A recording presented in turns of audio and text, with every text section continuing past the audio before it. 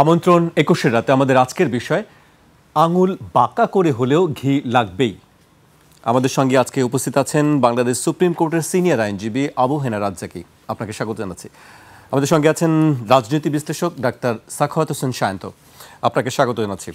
আমি সায়ন্ত ভাইকে দিয়ে শুরু করতে চাই, কিন্তু তার আগে আজকে আমরা জানি জামায়াত সহ ইসলামী যে দলগুলো আছে 8টি দল, তারা আজকে স্মারকলিপি দিয়েছেন প্রধান উপদেষ্টা বরাবর, এবং সেখানে তাদের 5টি দাবি ছিল। এর মধ্যে গণভোট নির্বাচনে আগেই করতে হবে এবং পিয়ার পদ্ধতি সহ তাদের যে 5টি দাবি, এবং সেই দাবি স্মারকলিপি দেওয়ার আগে জামায়াত নেতা এবং ইসলামী দলগুলোর নেতারা সংক্ষিপ্ত সমাবেশ করেছেন। সেখানে কিছু বক্তব্য তারা দিয়েছেন। আমি সেই বক্তব্যের কিছু অংশ উল্লেখ করতে চাই আলোচনায় যাবার আগে। জামায়াত ইসলামের নায়েবে আমির ডাক্তার সৈয়দ আবদুল্লাহ মোহাম্মদ তাহের বলেছেন, সোজা আঙুলে ঘি না উঠলে আঙুল বাঁকা করব, ঘি আমাদের লাগবেই। তিনি বলেন, আমরা রাজপথে এসেছি, প্রয়োজনে আবার রক্ত দেব, প্রয়োজনে আবার জীবন দেব, আমাদের জুলাইয়ের অর্জনকে ব্যর্থ হতে দেব না। তিনি বলেন, সময় ক্ষেপণের এই চালাকি আপনাদেরকে বিপদে ফেলবে। গণভোট নির্বাচনের আগে হতে হবে, জাতীয় নির্বাচনের তফসিল ঘোষণার পরেও গণভোট করতে আইনি কোনো বাধা নেই। সুতরাং সময় আছে, আরও 15 দিন সময় ক্ষেপণ করবেন, সময় থাকবে। আরও 15 দিন সময় ক্ষেপণ করবেন, সময় থাকবে। আরও ক্ষেপণ করবেন, সময় নতুনভাবে বের হবে। যা বোঝাতে চেয়েছি বুঝে নিন, নো হাঙ্কি পাঙ্কি। সোজা সোজা গণভোট আগে দেন, অসুবিধা কি? এটি ছিল সংক্ষেপ বক্তব্য। আরও বক্তব্য রেখেছেন, সেটা পরে আসছে। আমি সায়ন্ত ভাইকে দিয়ে শুরু করতে চাই। আঙুল সোজা আঙুলে ঘি না উঠলে বাঁকা করার কথা বলেছেন। জি, আপনাকে ধন্যবাদ জানাচ্ছি। আমার সঙ্গে আলোচনায় আমার সম্মানিত সহ আলোচক আছেন এবং যারা শুনছেন সবার জন্য শুভেচ্ছা রইল। প্রথম কথা হলো, এই যে উত্তেজক কথাবার্তা শুরু করেছে জামাত ইসলাম, এটা খুব শুভ লক্ষণ না। ঘি খাইতে ইচ্ছা হইলে ওই পুরনো আমলের সেই মান্দাতার আমলে পড়ে আছে কেন? আঙুল বাঁকা করে ঘি তুলে খাইতে হবে, আঙুল চাটতে হবে কেন এত?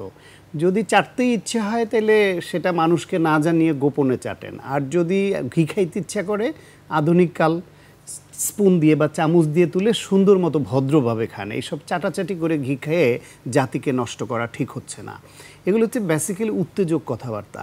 এই যে সোজা আঙ্গুলে ঘি উঠবে না, নো হাঙ্কি পাঙ্কি শব্দের ব্যবহার দেখেন।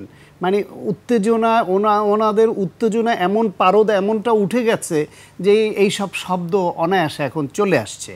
এবং যে দম্ভ, যে 11 তারিখের মধ্যে ঘোষণা না করলে 11 তারিখ ঢাকা শহরে কি অচল করে ফেলবে, অন্য ঢাকার শহর দেখবো, অন্য ঢাকার শহর তো দেখবে। ঢাকা শহরে তো ছোটোখাটো একটা দল কর্মসূচি দিলেও মানুষ ভয়ে সেই দিন নামতে পারে না, যানবাহনের কষ্ট হয়, যানজট হয়, তখন তো আমরা অন্য ঢাকা শহরই দেখি। কিন্তু ওই অন্য ঢাকা শহর তো মানুষ ভালোভাবে নেয় না।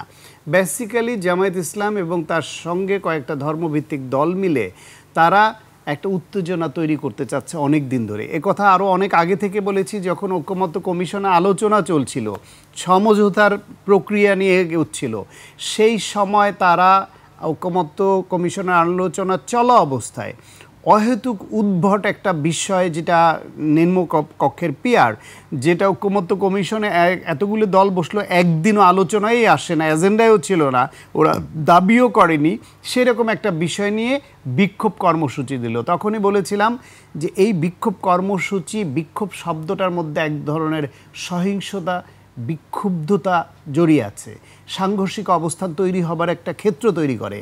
ওনরা বিক্ষোভ সমাবেশ করে বিক্ষুব্ধ হয়ে কার উপর প্রেশার ক্রিয়েট করতে চান, সরকারের উপর, বিএনপির উপর বা অন্য কোনো শক্তির উপরে, তাহলে তারা যদি মনে করে যে জামায়াত ইসলাম একা বিক্ষোভ করে সরকারকে চাপে ফেলে আদায় করে নিব, কেন আমরাও একটু বিক্ষোভ দেখাই, তখন মাঠে যদি পাল্টা বিক্ষোভ হয় তা সংঘর্ষ হবে। সংঘর্ষ হলে নির্বাচন বানচাল হবে, পিছিয়ে যাবে। ঘুরে ফিরে সব কিছুর মূলে একটাই, কারণ ওরা জানে যে নির্বাচন আসলে তাদের সরকার গঠন তো দূরের কথা, প্রধান বিরোধী দল হওয়ার জন্য প্রতিযোগিতায় নামতে হচ্ছে তাদের। সেই দল এখন বিভিন্ন জায়গায় তাদের যে বিভিন্ন পদায়নে, বিভিন্ন গুরুত্বপূর্ণ প্রতিষ্ঠানে, সচিবালয়ে, বিভিন্ন জায়গায় যে দখল করেছে, এইটা তো থাকবে না। সুতরাং যতদিন নির্বাচন না হয় ততদিন তাদের এই একটা লাভ। দ্বিতীয় হচ্ছে, তারা মনে করছে যে নির্বাচন না হলে তাদের যেহেতু ক্যাডার ভিত্তিক, ধর্মভিত্তিক একটা দল এবং ওই দলের চেইন অফ কমান্ড আছে, এটা সত্য, তারা কোনো সিদ্ধান্ত নিলে দলের মধ্যে সেটা নিয়ে ওই রকম প্রকাশ্য রিয়াকশন, রিপার্কেশন, দ্বন্দ্ব সংঘাত হয় না। কিন্তু মধ্যপন্থী অন্য যে রাজনৈতিক দলগুলো হচ্ছে, ধরেন বিএনপি বড় দল হিসেবে, এইখানে এদের সব সিদ্ধান্তই সব নেতাকর্মী মেনে নেয় এমন নয়। সুতরাং দিন যত বেশি যাবে তত বিএনপি কোনো না কোনোভাবে এই সব বিষয় সামনে আসবে, তাতে করে বিএনপি একটু আনপপুলার বা ক্ষতিগ্রস্ত হতে পারে। আর তারা তাদের মতো করে তাদের যে ক্যাডার ভিত্তিক কায়দায় কার্যক্রম চালাবে, তাতে হয়তো তারা লাভবান হবে, এটা হয়তো ভাবছে। কিন্তু তারা এটা ভাবছে না যে এই ফেব্রুয়ারির পরে নির্বাচন পেছানোর কোনো সুযোগ নাই। নির্বাচন এত দূরে এগিয়ে গেছে, যেখানে বিভিন্ন দলগুলো প্রার্থী ঘোষণা করে দিয়েছে। বিএনপি 237 পরে একজন বাদ দিয়ে 236টা আসনে তাদের প্রার্থী ঘোষণা করে দিয়েছে। এই প্রার্থী ঘোষণার অর্থ হলো, এত আগে কিন্তু বিএনপি সাধারণত প্রার্থী ঘোষণা কোনো নির্বাচনে করে না। তার মানে নির্বাচনে ঢুকে গেছে, সবাই ঢুকে গেছে। সেইখান থেকে সরকার নির্বাচনের ঘোষণা দিয়েছে ফেব্রুয়ারিতে। সেনাবাহিনী নির্বাচনের পক্ষে, তারা নর্মালি অন্য সময় স্টেক হোল্ডার না নির্বাচনে, কিন্তু এইবারের নির্বাচন পর্যন্ত যেহেতু তাদের মাঠে থেকে আইন শৃঙ্খলা রক্ষা করতে হচ্ছে, তারা ব্যারাকে ফিরে যেতে চায়। সেই জন্য এই নির্বাচনে তাদের একটা একটা জায়গা আছে বলার, মতামত দেওয়ার। তারা চায়, ব্যবসায়ীরা চায়, দেশের জনগণ চায়, বাংলাদেশকে নিয়ে যে বাইরের বিভিন্ন দেশ বন্ধুরাষ্ট্র বা বাংলাদেশের পলিসি মেকিং ভূমিকা তারা চায়। সেই নির্বাচন এই ফেব্রুয়ারি থেকে পিছালে তার পরিণতি শুধু বিএনপি ভোগ করবে না, অন্য দল ভোগ করবে না, এনসিপি জামাতকে ভোগ করতে হবে, এমনকি দেশ ভুগবে। গণতন্ত্র উত্তরণ না হলে কেউ কারো রক্ষা নাই। সুতরাং জামাত যতই নানান ইস্যু তুলে নির্বাচন বানচালের চেষ্টা করুক, এতে সফল হবে না, শুধু মাঠ গরম করছে এবং উস্কাচ্ছে বিএনপিকে, বিএনপিও যেন মাঠে নামায়। কিন্তু বিএনপি অত্যন্ত ধৈর্যের পরিচয় দিয়ে ওরা যা খুশি করুক, বিএনপি তার মতো করে কাজ করছে। জি, শান্ত ভাই আপনার কাছে আবারও আসবো। আমি এই পর্যায়ে আবু হেনা রাজ্জাকের কাছে আসতে চাই। শান্ত ভাই একটি কথা বলছিলেন যে নির্বাচন পেছানোর একটি চেষ্টা চলছে, এবং সেই কথা আজকে বক্তব্যে আছেও। আমি সেই বক্তব্যটি আমি উল্লেখ করতে চাচ্ছিলাম যে প্রয়োজনে জাতীয় নির্বাচন ফেব্রুয়ারিতে হবে না, 2 মাস পরে করেন, কিন্তু গণভোট ছাড়া কোনো জাতীয় নির্বাচন হবে না, রাষ্ট্র সংস্কার ছাড়া কোনো নির্বাচন হবে না। খুব শক্তভাবে তারা বলছেন, এবং যদি দাবি না মানেন কঠোর অবস্থানে যাওয়া। দেখেন, ব্যক্তিগতভাবে যদি আপনি আমারে প্রশ্ন করেন, নির্বাচন নিয়ে আগ্রহী কারা, মানে নির্বাচনটা যাদের দেশের জন্য তো দরকারি, কোনো সন্দেহ নাই।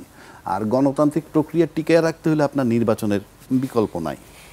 আর যদি নির্বাচন চাওয়া বলেন, আমি ব্যক্তি চাইলে কিছু আসা যায় না, আলটিমেটলি দলগুলোকে সিদ্ধান্ত নিতে হয়। এখন এই দলের মধ্যে নির্বাচনে কে বেশি আগ্রহী, কে অনাগ্রহী, এগুলো তাদের ভাষায় বোঝা যায়, ভাষায় বোঝা যায় কে আগ্রহী কে অনাগ্রহী। এতে দল মেনশন করার দরকার নেই। সুতরাং এইটা হলো তাদের ব্যাপার। যদি আপনি দলীয়ভাবে চিন্তা করেন, তাহলে তারা লড়াই করবে।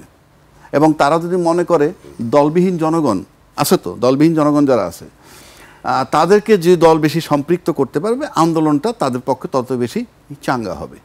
কিন্তু যে বিষয়টা ছিল আমাদের কাছে, এই যে বাঁকা আঙ্গুল দিয়ে যে ঘি তোলার যে পদ্ধতি, বাংলাদেশের রাজনীতি আমি যতটুকু দেখছি, আমি সায়ন্তর মতো হয়তো রাজনীতির ভিতরে অত বেশি সম্পৃক্ত না, বাট এই দেশের নাগরিক তো আমি, সেই নাগরিক হিসেবে রাস্তায় হাঁটি, সিনিয়র সিটিজেন, ওকে ফাইন।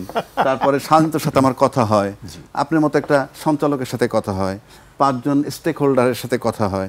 এর থেকে কিন্তু একটা রাজনৈতিক চিত্র পাওয়া যায়।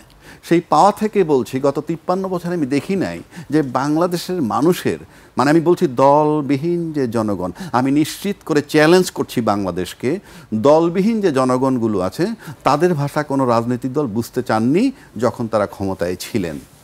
অথচ ধরেন সবচেয়ে বড় দল বিএনপি ধরে নিলাম তর্কের খাতিরে, তার 30% সমর্থন আছে, আওয়ামী লীগ বাদ। এখন তো এই 30%-এর সাথে যদি সে অ্যাড করতে পারে যে জনগণের ভাষাটা বোঝার, মানে ওই যারা দলবিহীন, আমি অন্য দলেরটা বলবো না, তার দলেরটাও বলবো না, কারণ তার দলেরটা কি, সে রং করলেও দল তার সাথে থাকবে। কিন্তু তাকে চিন্তা করতে হবে যে আমার দলের লোকগুলারে তো আমি কুমড়ারে যদি কই জাম্বুরা, তাই মাইনে নিবে, বাধ্য। কিন্তু জনগণ কুমড়ারে কুমড়া বলে, সেই জায়গায় থাকা, সেই ভাষা বোঝে নাই বলেই টাইম টু টাইম ওই রকম সিচুয়েশনকে অন্য রাজনৈতিক দল যখন কাজে লাগেছে তাদের পক্ষে, তখন দলবিহীন জনতা তাদের সাথে সম্পৃক্ত হইয়া আঙ্গুলটাকে বাঁকা করছে। এবং এই আঙ্গুল বাঁকা করার খেসারত হইলেই 90-এর গণ অভ্যুত্থান। আঙ্গুল তো বাঁকা হয়েছে, সোজা হলে তো অভ্যুত্থান লাগতো না, সুতরাং আঙ্গুলটা বাঁকা হয়েছে। বাঁকা একটা বিরাট প্রক্রিয়া। তারপর যদি 1996 সালে আসেন, সেখানে আঙ্গুল সোজা রেখে কাজ হয় নাই, একটা নির্বাচন হয়ে গেছিল, পরে আঙ্গুল বাঁকা কইরা আপনার তত্ত্বাবধায়ক সরকার রূপান্তরিত হলো। থার্ড আসেন 111, আঙ্গুল সোজা থাকলে তো 111 আসে না, সুতরাং আঙ্গুল বাঁকা করে আসছে। ফোর্থ আসেন ইউনূস সাহেব, উনি যে আসলেন, জুলাইয়ের যা অভ্যুত্থান, এটা তো আঙ্গুলটা সোজা নয়, বাঁকা। 1400 লোক মারা গেছে, 5000 বা 10,000 আহত হয়েছে। তা আঙ্গুল সোজা করে কিছু অর্জন করা যায় না। ঘরের বাচ্চাও জুতা একজোড়া চাইলেই নানান অজুহাত, তারপর যখন ধরে স্কুলে যাবে না, তখন জুতা আসে। তো বিষয়টা হচ্ছে কি এবারেও আঙুল বাঁকা করে না, আমি বাঁকার কথাটা বললাম যে বাঁকার রেজাল্টটা কি, আর বাঁকা ছাড়া যে হয় না বাংলাদেশে, আমি তো হিস্ট্রিটা বললাম আপনাকে, বাঁকা ছাড়া হয় না। এখন আসেন, বাঁকা আঙ্গুল রাজনৈতিক দলের জন্য ক্ষতিকর। যেমন ধরেন জামাত যে বাঁকা আঙ্গুলের কথা বলছে, এটা ক্ষতিকর কেন? ওই যে নির্বাচন পরিস্থিতি যদি অস্থির করে, নির্বাচন যদি বাতিল হয়ে যায়, আমি বলছি না বাতিল হবে, উনিও সেটা বলছে, বাতিল হয়ে গেলে লোক সমাবেকার। তো আঙ্গুল যদি বাঁকা হয় আর নির্বাচন যদি বাতিল হয়, তাহলে এই বাঁকা আঙ্গুলে ক্ষতিটা কার হবে? বিএনপির। কেন হবে? কারণ নির্বাচনে বিএনপির বিজয় সুনিশ্চিত। এই ফলাফল তার ঘরে না উঠলে ন্যাচারালি তার কাছে খারাপ লাগবে। কিন্তু প্রশ্ন হচ্ছে যে বাঁকা আঙ্গুলের যে রেজাল্টটা, সেই রেজাল্টটা দেশ ও জনগণের জন্য ভালো কিনা, বিষয়টা আমার ওইখানে। দেশ ও জনগণের জন্য ভালো হয়, তাহলে ওই যে দলবিহীন যে লোকগুলো আছে, সে তাতে ধরেন বাঁকা আঙ্গুল করলো জামাত, তাহলে দেশের সাধারণ দলবিহীন জনগণ যদি মনে করে যে এটা রাষ্ট্র এবং জনগণের জন্য মঙ্গলজনক, দলের জন্য ক্ষতিকারক, আমার কিছু আসে যায় না, তাহলে জনগণ সেদিকে যোগ দিতে পারে। আর যদি দেখে যে না, এই বাঁকা আঙ্গুল কাজ হবে না, আমাদের একটা নির্বাচন দরকার, তাইলে এই যে বড় দল, তার সাথে যখন ওরা এই দলবিহীন লোকগুলো কিঞ্চিত যদি যোগ দেয়, তাহলে মনে করি এদের চিহ্নও থাকবে না। বাট এই বাঁকা আঙ্গুল প্রসঙ্গে একটা সংঘর্ষ মোটামুটি নিশ্চিতের দিকে আমরা যাচ্ছি। সেটা কোথায় গিয়ে থামবে সেটা সময় বলে দিবে। এটা হলো আমার বাঁকা আঙ্গুল। আমি আপনার কাছে আবারও আসবো। আমি সায়ন্ত ভাইয়ের কাছে আসতে চাই যে এই যদি এই বাঁকা আঙুলের দিকে থাকি, তাহলে হয়তো সংঘাতের আশঙ্কা করছেন রাজ্জাকি ভাই। আসলে এছাড়া আর উপায় কি? আলোচনা আপনি কি দেখছেন যে রাজনৈতিক দলগুলোর মধ্যে যে 7 দিন সরকার সময় দিয়েছিল, রাজনৈতিক দলগুলোর মধ্যে আমরা দেখেছি যে 9টি দল তারা উদ্যোগ নিয়েছে, আলোচনা করছে, এবং বিএনপির পক্ষ থেকে এটিকে ইতিবাচক বলা হচ্ছে, জামায়াতের পক্ষ থেকেও কমিটি করা হয়েছে, কিন্তু এখনো পর্যন্ত আমরা দেখছি না যে আসলে রাজনৈতিক দলগুলো নিজেরা আলোচনা করে বসছে আলোচনার জন্য।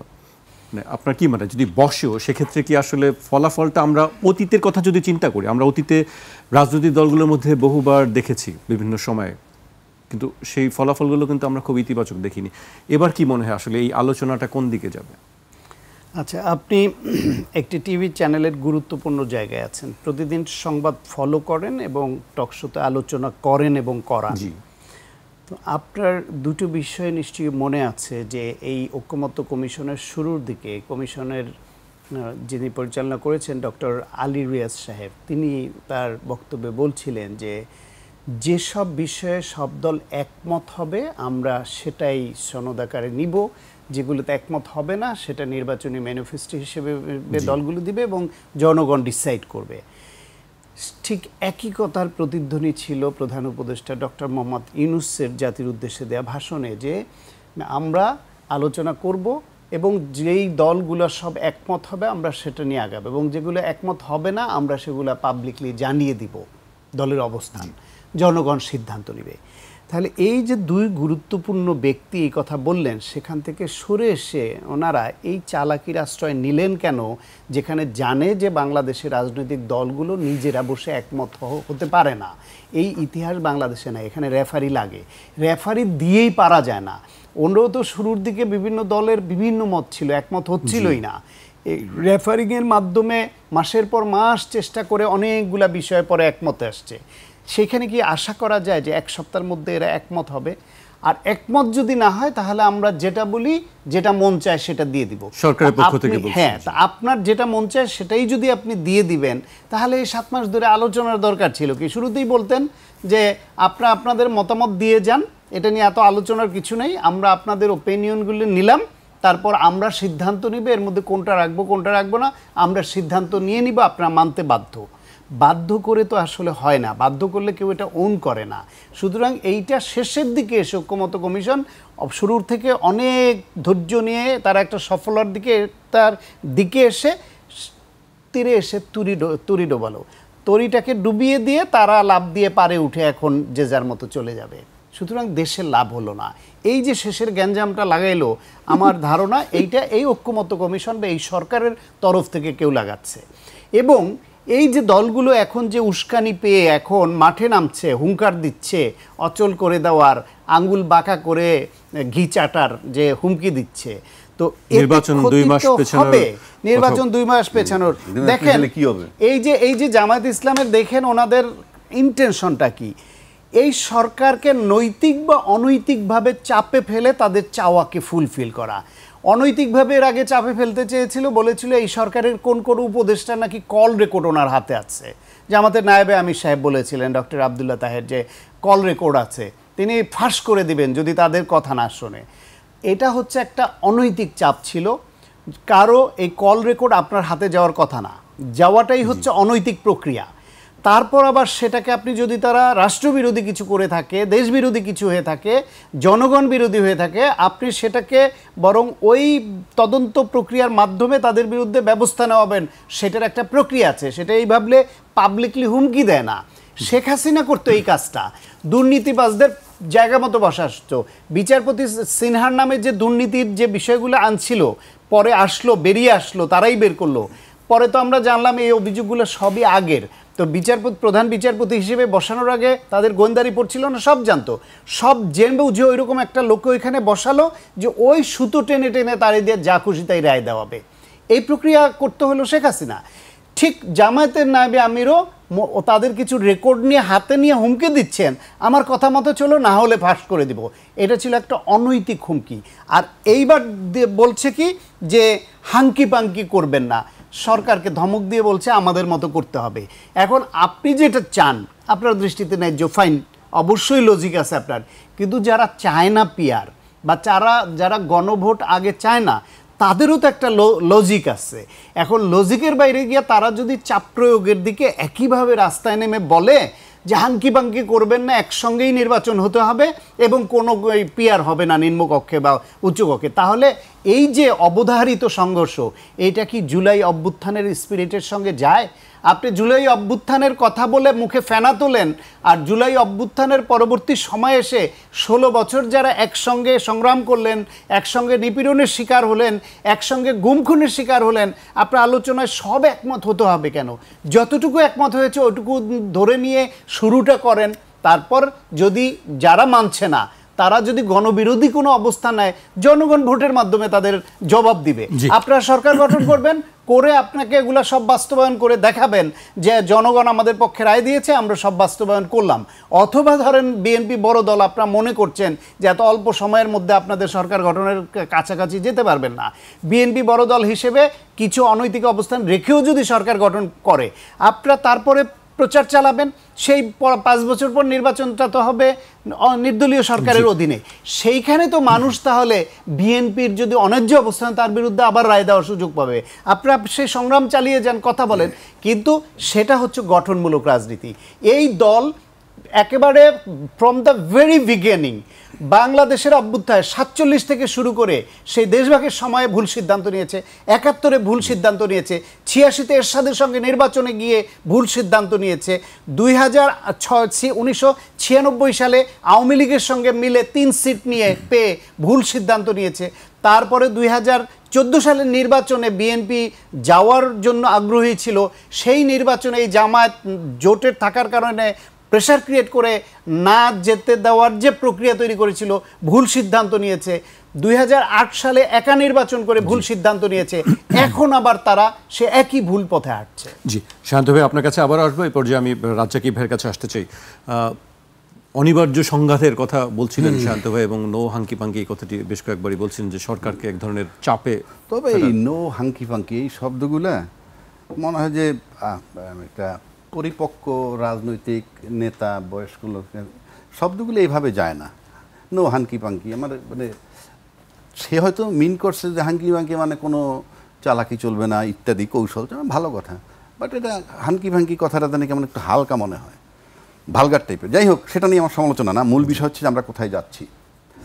শান্তী অনেকগুলো কথা বলছে, আমার এখানে প্রথম একটা বক্তব্য তার, জামাত কিন্তু একটা অতি ক্ষুদ্র দল যদি আমি বিএনপির মতো দলের সাথে তুলনা করি, কোনো সন্দেহ নাই। কারণ আমি সবসময় বলি জামাত যে জনসভা ডাকে সেটা আলটিমেটলি কর্মী সম্মেলন হয়। কেন বলি? কারণ যারা সিগারেট খায় তারা জামাতে যোগ দিতে পারবে না, মাদক সেবন করতে পারবে না, মানে এগুলি তারা অ্যাকসেপ্ট করে না। বাট আপনি যদি বড় নদীর ভিতরে যান, নদীর ভিতরে সাপ, ব্যাঙ, কুমির, কুচিয়া, বোয়াল মাছ, পুঁটি মাছ সব থাকবে, সেটা নিয়ে কিন্তু নদীতে থাকে এবং এরা একে অপরের আহার, তার ভিতরেই সার্ভাইভ করে। সুতরাং আপনি যদি দল করতে চান, বড় দল, বড় জনসভা, সেদিক থেকে আপনি বিএনপি বলেন, আওয়ামী লীগের আলোচনা আমি করি না, তবেও করি, আওয়ামী লীগ যে অতীতে করছে তারা জনসভা করে কেন? সবাই দল মত নির্বাচনে গিয়ে যোগ দেয়, গিয়ে দেখে, সিগারেট খায়, পাশে ইয়ে খায়। আপনি জামাতের এখানে গিয়ে দেখবেন যে না, কেউ সিগারেট টিকেট টানে, তার মানে আলটিমেটলি কর্মী সম্মেলন সে বসে ইয়ে খায়, বুঝলাম না। না না, আপনি পান সিগারেট খায় তো, আপনি জনসভায় গেলে পাশে বসে খায় না, আপনি জামাতে সব ধর্মের মানুষের সম্মেলন ঘটে, আওয়ামী লীগ, বিএনপি বা অন্যদের, সাপ, ব্যাংক, উচ্চ সবই থাকে। জি, আপনি যদি বাইশে এইভাবে করেন তাহলে তো আপনার কর্মী সম্মেলন হয়। সেখানেই আমার প্রশ্ন, এত বড় দল, তাতে এই ক্ষুদ্র জামাতের চাপে সরকার কেন পড়বে? সেটাকে প্রতিহত করার দায়িত্ব সরকারকে। শেল্টার যদি বিএনপির মতো দল দিত, মানে এই কথায় মনে হয় বিএনপি দেয় না শেল্টার, দিলে তার সামনে কি আছে? সরকারের সামনে। আমি আমার বক্তব্য রাখছি। 2 নম্বর হইল, জামাত কল রেকর্ড করছে উপদেষ্টাদের, এবং কল রেকর্ড করে যদি উপদেষ্টাদেরকে ব্ল্যাকমেইল করে থাকে আর সেটার জন্য চাপ দিয়ে থাকে, আমি কল রেকর্ড কখনোই সমর্থন করি না, কিন্তু আমাদের গত 16 বছরের ট্রেডিশনে তা আছে। শুধু কল রেকর্ড না, আপনার ছবি, মোবাইলে একটা নেকেট ছবি আছে, আপনার বন্ধু পাঠাইছে, এইটা পাইলেও ধরতো। এই যে কালচার শুরু হয়েছে আমাদের দেশে, তো এটা আমি কিন্তু যেই রাজনীতি আমরা করি, ওই যে আগে বলছি মানুষের ভাষা বোঝে না বলে সবাই আঙ্গুল বাঁকা করে। সুতরাং রাজনীতি এত নোংরা জায়গায় নিয়ে গেছে, যদি এই কল রেকর্ড করে থাকে আর সেটার চাপে যদি সরকার পড়ে থাকে, এই রেকর্ড করা যেমন ঠিক হয় নাই। আর 2 নম্বর হলো, এই রাজনীতি যদি বিএনপি করতে ব্যর্থ হয়, সেটা যেন তার লোকসান হবে, জামাত লাভটা করে নিচ্ছে। ওনরা পারেন নাই কেন? আমি বলি নাই যে ওনরা করা উচিত ছিল, কিন্তু ওনরা পারেন নাই কেন? রাজনীতি তো রাজনীতি, যে যেভাবে সুবিধাটা নিতে পারে। 3 নম্বরটা আসেন, ওনরা একটা কথা বলছেন যে প্রতারিত করা হয়েছে, ওই যে জুলাই সনদের যে স্বাক্ষর নিয়ে নোট অফ ডিসেন্টগুলা পরবর্তীকালে পাওয়া যায় নাই। রাজনীতিতে প্রতারিত হওয়াটা কিন্তু ব্যর্থতা। মানে আমি, এই যেমন আমার টাকা একজনের প্রতারিত করে মেরে দিল, এই যে আমাকে প্রতারণা করতে পারলো, এটা কিন্তু আমার ব্যর্থতা। কোর্টে লয়ারের কাছে গেলে আপনি একটা ইঞ্জিনিয়ার, আপনার টাকা প্রতারণা করলো কেমনে, এটা বলে, প্রশ্নটা আসে। তো আপনার এত বিজ্ঞ রাজনৈতিক দল, আপনার এত 7 মাস ধরে যাতায়াত করতেছেন, আমরা যেমন টকশোতে, আমি ব্যক্তিগত বলছি যে এটা আলটিমেটলি আলোচনাগুলো ভেস্তে যাবে, তখন আমাকে তিরস্কার দিছে মানুষে যে উনি বোঝেন বেশি, আমার কাছে মনে হয়েছে। এখন যদি বলেন যে মিলে গেছে বলে বলল, টকশোতে রেকর্ড আছে, তা এখন আমার কাছে এটা ধারণা হয়েছে আপনারা কেউ আমলে নেন নাই কেন? এই যে বলছি যে ভেস্তে যাবে, মানে প্রতারণার সাথে তো মিলে যায়, প্রতারণার সাথে। আচ্ছা, এখন আমার একটা কথা হইল, যেই দলটা আপনাকে রাজনৈতিকভাবে খোলা আকাশের নিচে 18 কোটি লোক দেখছে টিভিতে, প্রতারণা করতে পারে আপনাদেরকে, সেই সরকার নির্বাচনের সময় যে আপনাকে প্রতারিত করবে না, তার কি গ্যারান্টি আছে? মানে এত কিছুর পরেও নির্বাচনের প্রতি আস্থাটা কেন? It's a question mark. আগে তো প্রতারণার ব্যাপারটা সেটেল করতে হবে। এখন প্রতারণার ব্যাপার বলায় কি হয়েছে? কী করছে সে সরকার? আমাকে যখন প্রতারক বললেন, আমি তো পারলাম না, আবার বলটা আপনাদের কোর্টে দিয়ে দিছে। কি? যে আপনারা এখন সমঝোতা করে আসেন, 7 দিন টাইম দিলাম। এই যে 7 দিন টাইম দিয়ে দিল, বলটা তাদের কোর্টে দিয়ে দিল। দিয়ে এখন উনি বলছেন আপনারা যদি না পারেন 7 দিনের মধ্যে, আমি I will take my decision. তখন এটা মেনে নিতে হবে। আর আমার একটা ট্র্যাজিক ঘটনা হইলো, এখানে অনেক সংবিধান বিশেষজ্ঞ ছিলেন, তারা কিন্তু এই পুরনো সংবিধানে ফিরে যেতে চায়, পুরনো সংবিধানই নির্বাচন করতে চায়। কিন্তু গত 7-8 মাস আমি একবারও শুনি নাই ওখানে গিয়া দায়িত্বশীল কোনো ব্যক্তি, সে যত বড় লাট সাহেব এনে গেছে, একটা লোক এই প্রশ্নটা তুলতে পারলো না যে ভাই আমরা যে করব নির্বাচন ওই সংবিধান মোতাবেক, সেটা তো ভাই 90 দিনের মধ্যে করার কথা। তারপর যদি কোনো কারণে না করা যায় আরও 90 দিনে 180 দিনের মধ্যে করার কথা। একটা লোক প্রশ্ন তুলে নাই, কেন তুলে নাই? সেই কৈফিয়ত জাতিকে তাদের দিতে হবে। আপনি কেন তুললেন না? আপনার সংবিধানের দোহাই দেন, তাহলে আপনার সংবিধান জানেনই না। প্রত্যেকে সংবিধান নিয়ে আলোচনা করছে, আইন নিয়ে আলোচনা করছে, বিশাল বিশাল পাণ্ডিত্য জারি। তাহলে আপনি এটা কেন এই ঐক্যমত সরকারের বলতে পারলেন না যে সর্বোচ্চ 180 দিনের মধ্যে আপনাদের নির্বাচন দিতে হবে? আজকে 26শে সালের ফেব্রুয়ারিতে নির্বাচন, কোন আইনে যাচ্ছেন আপনি? কোন বিধানে যাচ্ছেন? এটা কি গায়ের জোর যে সময় মতো না হইলে যে কোনো সময় করা যাবে? তাহলে আগে ডিসাইড করেন কোন আইনে যাচ্ছেন। একদম লাস্ট কথা, একটা কথা বলি, যে আমি বিশ্বাস করেন ফর গডসে আমি লজিক দিচ্ছি, জামাতের কথা বলা হচ্ছে, এটা বললে মনে করে কি যে জামাতের পক্ষপাত। I don't care any party. আপনি এই জামাতকে নিয়ে আন্দোলন করছে 3টা রাজনৈতিক দল একসাথে এরশাদের বিরুদ্ধে, 3 দলীয় জোটের রূপরেখা। স্বাধীনতা বিরোধী শক্তিরে কেন আপনি আন্দোলনে নেবেন? কেন, কোন স্বার্থে, কি জন্য নেবেন? কয় জামাত আসতে চাইছে, জামাতের আসলে ওটাকে দুর্গন্ধ নিব কেন আমি? আবার সেই জামাতের সাথে নিয়ে আমি তার 18টা সিট দিয়ে তারপর 2টা মন্ত্রিত্ব দিই, তারপর আপনি কেন তাকে এটা ডিসলাইক করবেন? Very simple. এই সমস্ত কথা চলবে না বাংলাদেশে। হয় জামাতের বাদ দেওয়ার জন্য গণভোট তৈরি করেন, তাহলে ঠিক আছে, গণভোট একেবারে জামাত বাদ চিরতরে। আর বিএনপির কেউ কেউ আবার এই প্রশ্ন না, আপনাদের কোনো রাইটই নেই এটা বলার, কারণ 2টা পরীক্ষিত জামাতকে ব্যবহার করছে। আজকে আপনি তার মানে যখন সুবিধা আমি ঘ্রাণ পাই, যখন তার দরকার, আর যখন দরকার নাই তখন দুর্গন্ধ পাই। দিস পলিটিক্স এটা বাংলাদেশে আর সাস্টেইন করবে না। আই এম টেলিং ইউ, জেনারেশনে চেঞ্জ আসতে হবে একটা স্বচ্ছতার মাধ্যমে, খুব স্বচ্ছ ক্লিন হ্যান্ডে আসতে হবে। Nobody is with clean hand, no political party here in Bangladesh with clean hands. আপনি পরিষ্কার হাত না নিয়ে আসলে এভরিবডি সাফার। কারণ আপনি দেখেন না, এই যে আপনি যে দলগুলা আরো কতগুলো কথা আপনাকে বলি, আমি জানি না এই পর্বটা পরে আসুক, তাইলে আমি এখন আপাতত সেটা আমি একটু পজের জন্য অপেক্ষা করছিলাম, আসলে আমাকে বিরতিতে যেতে হবে। ঠিক আছে দর্শক, একটি বিরতি নিচ্ছি, ফিরছি এখনই।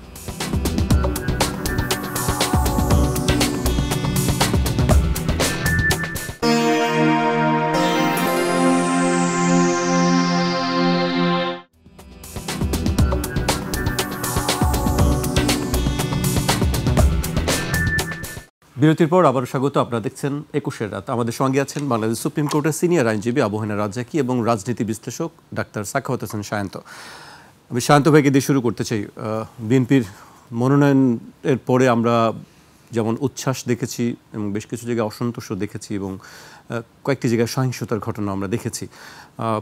বিএনপির আসলে কি মনোনয়ন, এটি কি বেশি আগে ঘোষণা করা হয়ে গেল কি, বা যে অসন্তোষগুলো আছে, যদিও বলা হচ্ছে তালিকা এখনো চূড়ান্ত হয়নি, আরও অনেক পরিবর্তন হতে পারে? আপনার বক্তব্য জানতে চাই বিষয়ে। সেটা দল থেকে ঘোষণা দিয়েছে যে এটা প্রাথমিক, স্ট্যান্ডিং কমিটি বা নীতি নির্ধারকরা চাইলে যে কাউকে পরিবর্তন করতে পারবেন। তবে একজনকে ঘোষণা দিয়ে মাঠে নামিয়ে নির্বাচনী কার্যক্রম শুরু হওয়ার পরে সেখান থেকে উইথড্র করাটা খুব সহজ না, এবং আশা দিয়ে আশাহত করা, আশা না দেওয়াটা একরকম, আর আশা দিয়ে মাঠে নামিয়ে আশাহত করাটা তারা বেশি হোঁচট খায়। সেই জন্য খুব বেশি খুব গুরুতর কোনো ঘটনা না ঘটলে চেঞ্জ হবে এটা খুব প্রত্যাশিত না, হয়তো হবে না।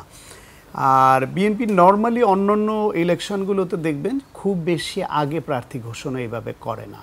তারা সেটা তফসিল ঘোষণার পরে তারা ফর্মালি নমিনেশন পেপার বিক্রি করে, নমিনেশন পেপার কেনার পরে সেটা সাবমিট করে, ইন্টারভিউ নেয় এবং একটা বিশেষ প্রক্রিয়ার মাধ্যমে নমিনেশন দেয়। এইবার আগেভাগে দেওয়ার একটা কৌশল হতে পারে এটা, আমি আমার ব্যক্তিগত বিশ্লেষণ বলছি, কৌশল হতে পারে দুটো মূল কারণ।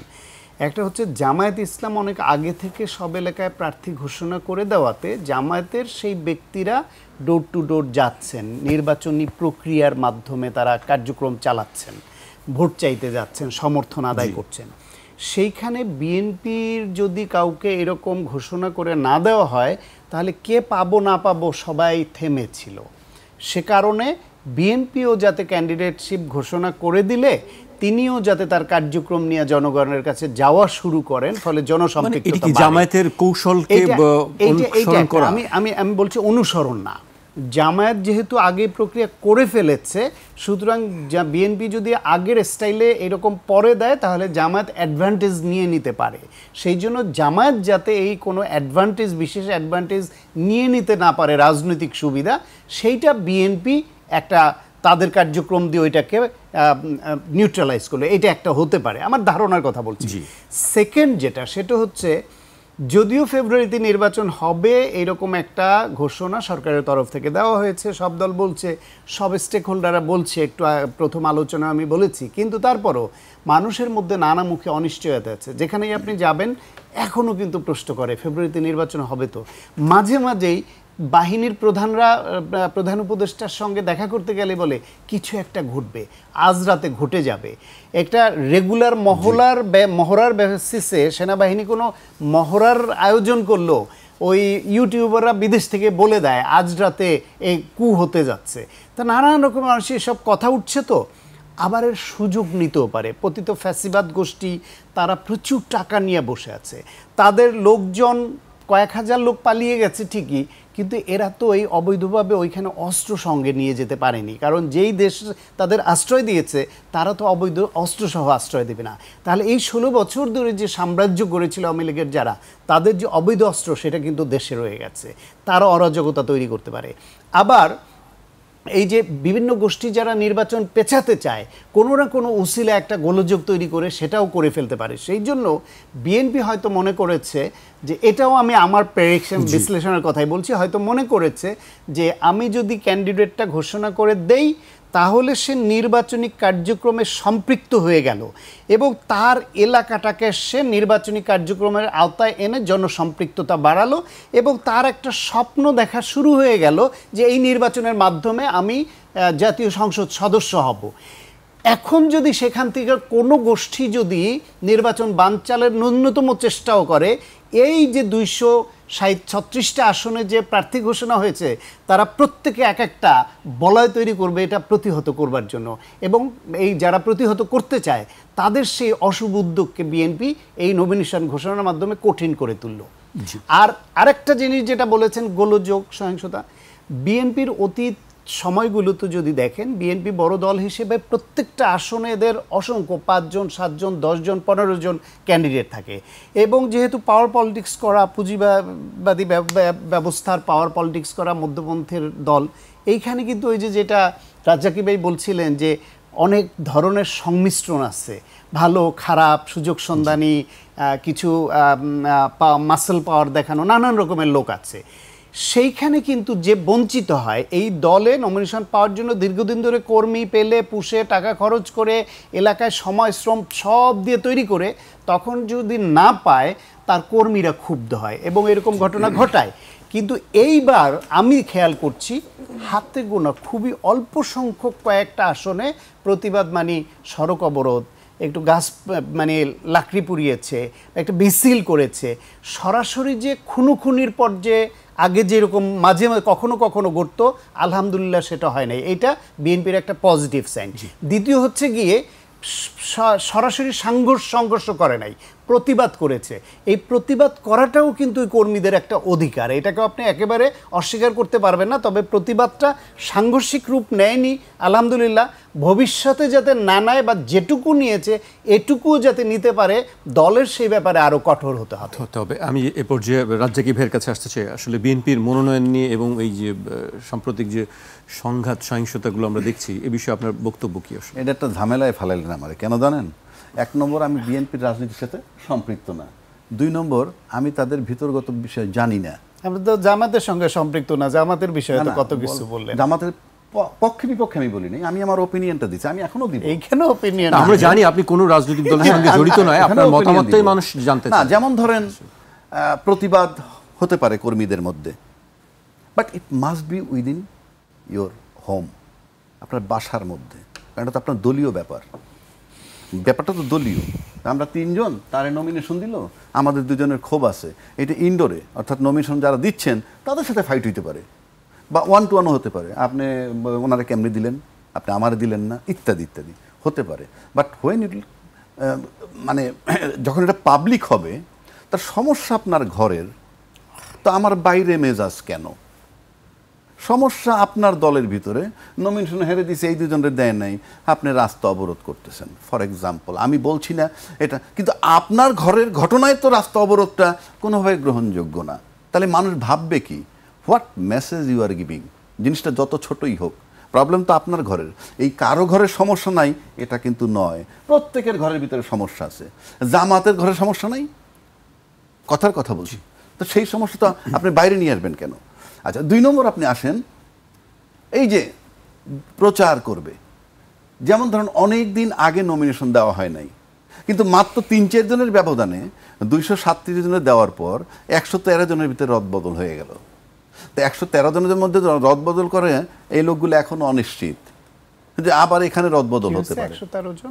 113 জনের অলরেডি রদবদল হয়েছে। কোথায়? এই যে আপনার 237 জনের মধ্যে আপনি দেখেন নাই? এটা যদি হয়, সরি আমি এটা এখনো দেখি নাই, জানি না, এটা হওয়ার কথা না।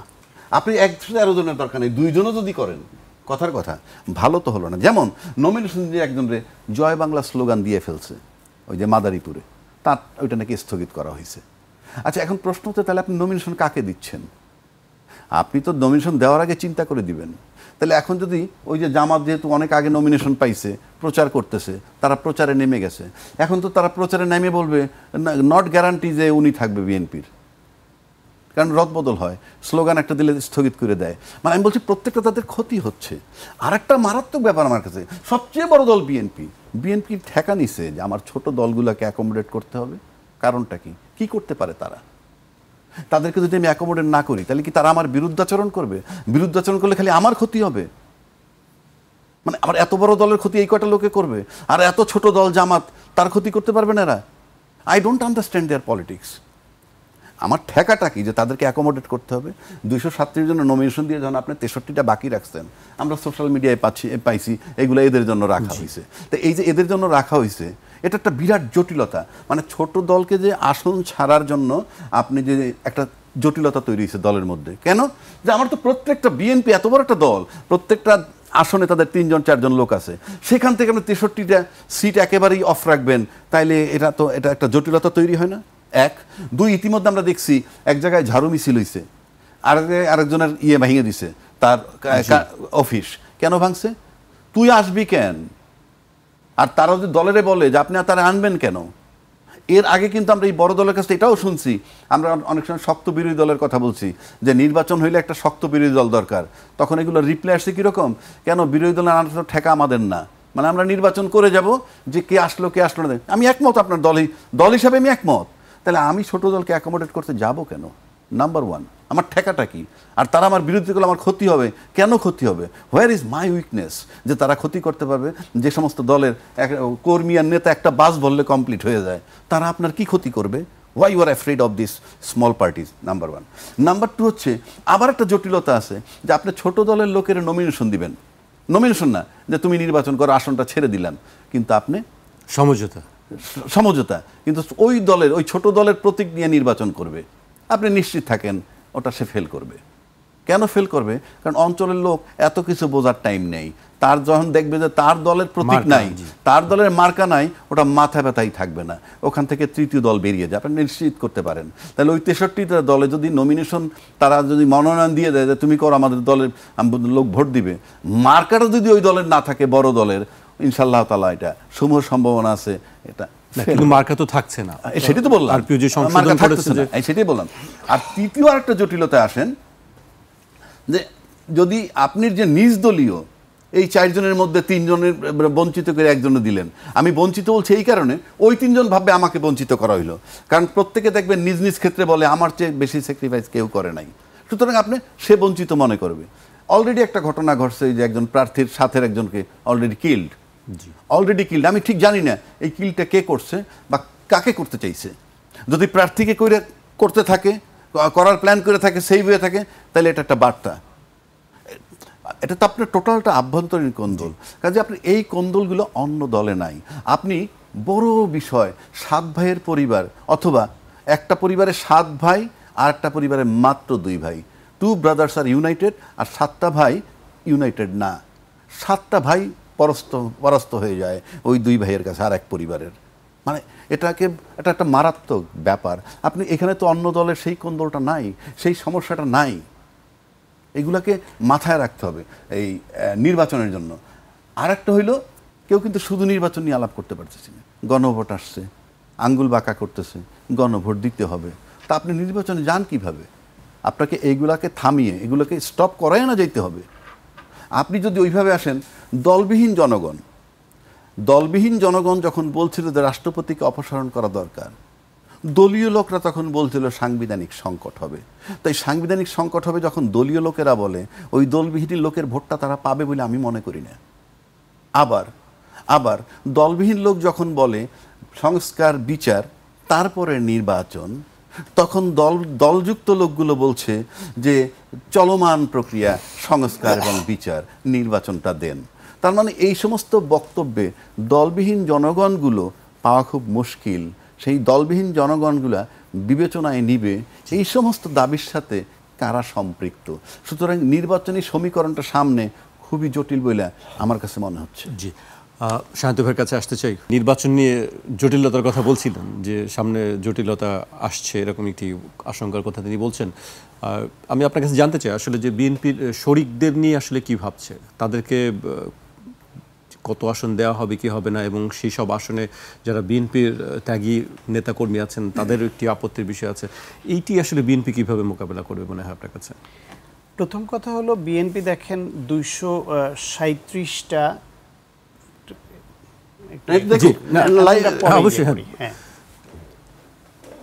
এইটা কি, এটা কি একটু আপনি একটু বলবেন, দেখতে থাকুন।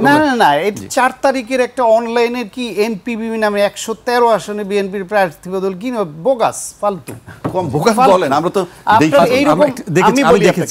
আমি বলি আপনাকে, যদি 113টা তো দূরের কথা, 13টা হইলে মেইন স্ট্রিম মিডিয়া 4 নভেম্বরের নিউজ, 4 নভেম্বর, আজকে 6 তারিখ চলে আসছে। যদি 113 না, বিএনপির মতো দলে 13টা আসনে পরিবর্তনের কথা হতো, 13টা জায়গায় শুরু হয়ে যেত এবং মেইন স্ট্রিম মিডিয়া আসতো। আমি যখন বলছেন রাজ্জাকি ভাই, তখনই বুঝেছি এটা একটা ফেক নিউজ, ফলস স্টেটমেন্ট, কোথাও পাবেন না। মেইন স্ট্রিম মিডিয়া হেডলাইন হয়েছে, আরে ন্যূনতম অথেন্টিসিটি থাকলে মেইন স্ট্রিম মিডিয়ায় হতো। এই অনলাইন এই একটা কারবার খারাপ করেছে, ইউটিউবার অনলাইন যখন যা খুশিতে একটা হেডলাইন করে দিল, আর আমরা ওইটাকে কোট করে টকশোতে বলা শুরু করি। এইটা থেকে যায়, কিন্তু ইউটিউবে থেকে যায়, সব জায়গায় থেকে যায়, মানুষ ভুল বার্তা পাবে। বিএনপির মতো দলে এই 236 জনের দিয়ে 4 তারিখে একদিন পরে এসে 113টায় পরিবর্তন করে ফেলবে। আর তার ধারে কাছে যদি হতো এত সারা জায়গায় প্রতিবাদ উঠতো না তার। যেই কয়টাতে আপনার নর্মালি পছন্দের প্রার্থী পায় নাই বলে তারা প্রতিবাদ করছে, আর একজনকে দিয়ে তারপর নিয়ে গেলে প্রতিবাদ উঠতো না। এইসব বোগাস নিউজ ওই জায়গায় থাক, গার্বেজ যত সব। এনিওয়ে, আপনি প্রশ্ন করেছিলেন যে জোটের বিএনপি 236টা যে নমিনেশন দিয়েছে, 37টা দিয়েছিল, বাকি যে 63টা আছে, এই 63টা খালি রাখার পেছনে মূল কারণটা হচ্ছে বিএনপি শুরু থেকেই বলে আসছে তারা রাষ্ট্র পরিচালনার দায়িত্ব পেলে তাদের ভাষায় জাতীয় সরকার গঠন করবে। ঠিক ওইটা জাতীয় সরকার হবে না, হয়তো তাদের ঐক্যমত্যের সরকার হবে, যে তাদের একসঙ্গে যারা আন্দোলন সংগ্রাম করেছে ফ্যাসিবাদ বিরোধী দীর্ঘদিন ধরে, তাদেরকে অবশ্যই করবে। এইটা আমি বলছি আপনাকে চ্যালেঞ্জ দিয়ে, দায়িত্ব নিয়ে বলছি, বোগাস রিপোর্ট, ফালতু রিপোর্ট, বাজে শব্দটাই ব্যবহার করলাম, পত্রিকায় বললাম ফালতু রিপোর্ট। ওরা সাংবাদিকতার পর্যায়েই পড়ে না যারা এটা লিখেছে। এনিওয়ে, সেই ক্ষেত্রে আপনার এই যে জোটের যারা আছে তাদের জন্য এটা রেখেছে, কিন্তু সমস্যা হলো বাংলাদেশে বিভিন্ন সময়ে জোটে যাওয়ার ক্ষেত্রে ছোট দলগুলি তারা মনে করে তাদের অনেক দেওয়া উচিত, কারণ তাদের যে প্রথম সারির বেশিরভাগ দলে 2 জন 3 জন 4 জন এরকম গুরুত্বপূর্ণ নেতা থাকেন, আর বাকিরা কেউ জিতে আসার মতো না। শুধু নমিনেশন দিলেই তো হবে না, জিতে তো আসতে হবে। বিএনপি কয়েক লেয়ারে জরিপ চালিয়েছে, বিভিন্ন সংস্থা দিয়ে, নিরপেক্ষ প্রফেশনাল সংস্থা দিয়ে জরিপ চালিয়েছে। বিএনপির অনেক গুরুত্বপূর্ণ ভালো নেতারা, যারা ভালো নেতা, ভালো ইমেজ আছে যাদের, এরকম শিক্ষিত নেতারা বাদ পড়েছেন। অনেকেই বলছেন যে ওনার সংসদ আসা উচিত ছিল, উনি নমিনেশন দেওয়া উচিত ছিল, কিন্তু তার এলাকায় তার জনসংযোগ কম। জরিপে কোথাও যদি তার অবস্থান ওইরকম না হয় যে ওনাকে দিলে জিতে আসতে পারবেন, এখানে প্রতিপক্ষ ক্যান্ডিডেটকে অনেক ফ্যাক্টর কাজ করে, সেই ক্ষেত্রে ওই ছোট দলগুলোর মধ্যে আবার যারা একটু জনপ্রিয় বা প্রথম সারির ওয়েল নোন নেতা, তারা আবার যদি একটু অন্যদেরকে ওন করে সংখ্যাটা না বাড়িয়ে দেয়, তাহলে ওরা মনে করে যে ওদের পেছনে আমরা রাজনীতি করে ওরা শুধু দুজনেই এমপি হতে চায়, আমাদের কথা ভাবলো না, ফলে তাদেরকে একটু বড় সংখ্যা দিতে হয়। এইসব নিয়ে চাওয়া পাওয়া নিয়ে একটু জটিলতা হয়, আস্তে আস্তে ঠিক হয়ে যাবে। মূলত এই যে ফ্যাসিবাদ বিরোধী আন্দোলনে যারা বিএনপির সঙ্গে ছিল, তাদের মধ্যে জামায়াত ছাড়া যারা যারা আসতে চায় তাদের প্রত্যেককে বিএনপি ছাড় দেওয়ার মানসিকতা ধারণ করেই 63টা খালি রেখেছে। জি, আমি শেষ করব রাজ্জাকি ভাইকে দিয়ে শেষ করতে চাই। আসলে যে আসন বন্টন মনোনয়ন নিয়ে আপনার বক্তব্য জানতে চাই, শেষ পর্যায়ে চলে এসেছি আমরা। এই ওভারঅল আসলে বিএনপির যে সিদ্ধান্ত বা রাজনৈতিক দলগুলোর সিদ্ধান্ত মনোনয়ন নিয়ে এগুলা চূড়ান্তভাবে যার যার দলই আমার কাছে মনে হয় তারাই বলতে পারবে তারা কোন ক্রাইটেরিয়া দেয়। কিন্তু আমি নর্মালি মনে করি যে ধরেন ওই যে যেটা বললাম, একজনের জয় বাংলা স্লোগান দিল তো তারটা স্থির হয়ে গেল, মানে স্থগিত হয়ে গেল। কিংবা নওগাঁয় আমরা আন্দোলন দেখছি, সীতাকুণ্ডে দেখছি রাস্তায় ইয়ে করে, ময়মনসিংহে দেখছি এটা করে, নাটোরে হচ্ছে। তো এই বিষয়গুলো এটা দলের চিন্তা করা উচিত, এবং দলকে যদি ভালোবাসে সেই দলের বক্তব্যে দেখি সবাই বলে দল যাকে মনোনয়ন দিবে আমরা সেটা মেনে নিব, কিন্তু ইন অ্যাকশন দেখা যাচ্ছে না। মানে এই আলোচনাগুলো এই বড় দলটাকে নিয়ে যেভাবে হচ্ছে, অন্য ছোট দল নিয়ে কিন্তু সেগুলো হচ্ছে না। আর আমার কষ্টের জায়গাতে আমি বললামই, আমার কেন ছোট ছোট দলগুলো অ্যাকোমোডেট করতে হবে। এবং এই আজকে এই পর্যন্ত এনসিপি কোনো দলই না, মনে করেন ভোটের বাজারে তারা জিরো এখন পর্যন্ত।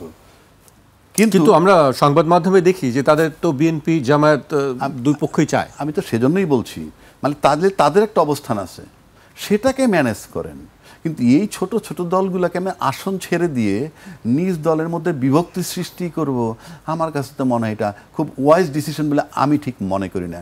আর যদি বিএনপি এইটা কৌশল মনে করে যে হ্যাঁ এটা আমি আমার বিরুদ্ধে কোনো কথা যাতে আপাতত না বলে, কেননা আপনার নমিনেশনটা কনফার্ম হয় যখন মনোনয়নপত্র জমা দেওয়ার সময় দলীয় কাগজটা সাথে জমা দেয় যে অমুক দলের মনোনীত প্রার্থী হিসাবে, এবং স্বাক্ষর থাকে দলের চেয়ারম্যানের অথবা দলের চেয়ারম্যান যাকে দায়িত্ব দেন সেই ব্যক্তির, তখন এটা হয়তো চূড়ান্ত হয়।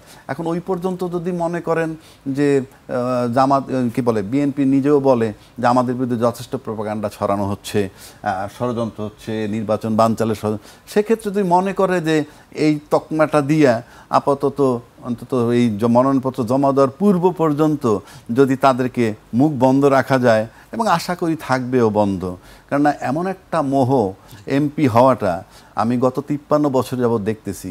মোহটা কী জন্যে? মোহটা হইল সালাম আতাবের জন্য না, কারণ যারা নমিনেশনটা পাবে বিএনপির পক্ষ থেকে অন্য ছোট দল, তারা প্রত্যেকটা সালাম আদাব পায়। কেন পায় জানেন? টিভি ফেস দিয়ে, দলের নেতা হিসাবে না। তা টিভি ফেস দিয়ে যেটুক পায় আমার মনে হয় একটু কম নয়। যখন আপনি একটা নমিনেশন নিয়ে যাবেন তখন সেই দলের অন্তর্ভুক্ত, যেমন ধরেন সাকিব আল হাসান ক্রিকেট তারকা, সবার তারকা ছিল সে, কিন্তু যখনই সে আওয়ামী লীগ থেকে পাশ করছে তখন তাকে সবাই সাইড করে দিয়েছেন যে আওয়ামী লীগের সাকিব আল হাসান। তো আমরাও টিভিতে কথা বলি, আমরাও দুই চারটে সালাম আদাব পাই, আমার সম্মানের দিক খেয়াল করলে এটা কম নয়। তারপরে যখন আপনি এমপি হইতে চান, আপনার উদ্দেশ্যটা কি? ওই যে বলছি, সাংবিধানিকভাবে সংবিধান যে ক্ষমতা দিচ্ছে এটাকেও এক্সারসাইজ করবে না, এক্সারসাইজ করবে কোথায় মজার সাথে অর্থনীতির সম্পর্ক আছে। তা না হলে আপনার এত অস্থির হওয়ার কিছু নাই একটা এমপি পদের জন্য। প্রত্যেকেই যাদের কথা বলছি তারা এমপির চেয়ে অনেক বেশি সম্মান নিয়ে চলছেন সমাজে। এখন আসলে এই সময় সবাই আমি দেখছি যে এমপি হওয়ার জন্য এটা অন্য সম্মানের জন্য নয়। আজকে আমাকে এখানেই শেষ করতে হচ্ছে। আপনাদের দুজনকে অনেক ধন্যবাদ আমাদেরকে সময় দেওয়ার জন্য। দর্শক, আজ এখানেই শেষ করছি। আবার দেখা হবে রোববার ঠিক রাত 12টায়। ছুটির দিনটি আপনাদের ভালো কাটুক।